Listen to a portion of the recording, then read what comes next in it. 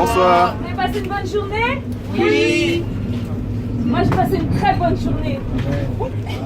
Simplement, il m'est arrivé quelque chose il y a quelques minutes. J'ai perdu mon téléphone. Franchement, je vous ai dit, c'est pas la première fois que ça m'arrive. Hein. Vous savez, dans ce moment-là, on est fâché, on a envie de maudire les gens. On dit, mais qu'est-ce qui nous arrive? On est énervé. Mais ça, cette fois, ça n'est pas arrivé. Pourquoi? Parce que j'ai une paix au-dedans de moi, une paix qui défie toutes les circonstances. Un bonheur indescriptible. Un bonheur qui fait que je chante là aujourd'hui pour vous. Et je voudrais vous communiquer ce bonheur.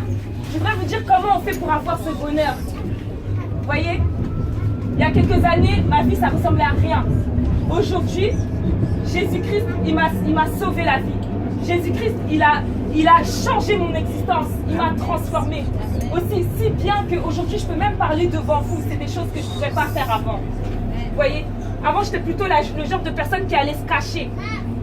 Mais aujourd'hui, moi, je suis là et je voudrais vous annoncer quelque chose. C'est que toute chose est vanité dans ce monde. Vous-même, vous êtes vanité. On peut tout perdre dans ce monde. Mais il y a une chose qu'il ne faut pas que vous perdiez. C'est l'espérance. C'est la vie. Et la vie, c'est Dieu qui vous la donne. La vie, à la base, Dieu il nous a donné la vie. C'est la vie éternelle qu'il voulait nous donner. Quand Dieu il a créé Adam et Ève, il les a créés, ils étaient dans sa présence. Le Dieu créateur, il vous a donné, il vous a créé, mais c'est pour vivre dans une intimité avec lui. Il vous veut auprès de lui. Le Dieu que vous croyez, que vous connaissez, c'est le Dieu de la religion, le Dieu invisible. Vous ne l'avez jamais vu, vous n'êtes même pas sûr qu'il a fait quelque chose pour vous un jour dans la vie. Moi, je vais vous présenter le Dieu qui a fait quelque chose pour moi dans ma vie. Le Dieu qui est véritablement vivant. Le Dieu, en fait, qui ne s'enferme pas dans les religions. Le Dieu, en fait, qui ne s'enferme pas dans les disputes de mots, les divisions. C'est le Dieu qui unit, le Dieu qui aime, le Dieu qui veut sauver. Vous voyez? C'est ce Dieu-là que je veux vous présenter. Vous voyez? Je vais vous dire une chose. Au jour d'aujourd'hui, on parle beaucoup d'idolâtrie. On parle beaucoup de...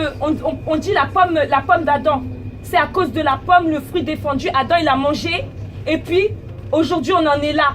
Dans ce paroxysme de péché. Dans ce paroxysme de déchéance. Vous voyez?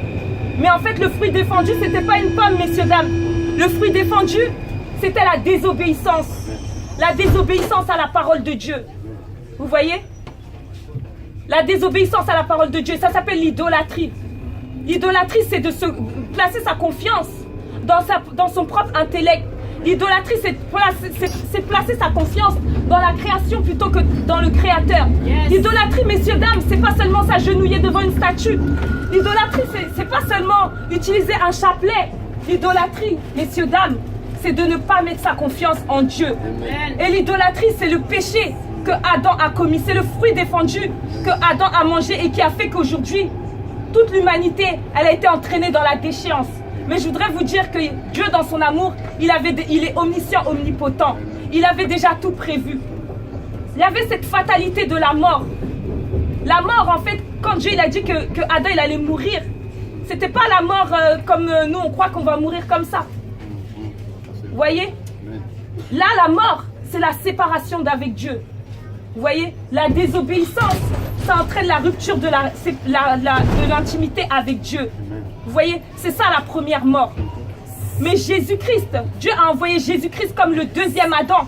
Parce que Dieu est tellement juste et tellement précis que de la même façon que par un seul homme, toute l'humanité, elle a été entraînée à la fatalité de la mort, le tourment éternel, de la même façon que par un autre homme parfait. Parce qu'il fallait un autre homme parfait, qui avait un sang parfait, pour pouvoir racheter le péché d'un autre homme parfait. Vous voyez?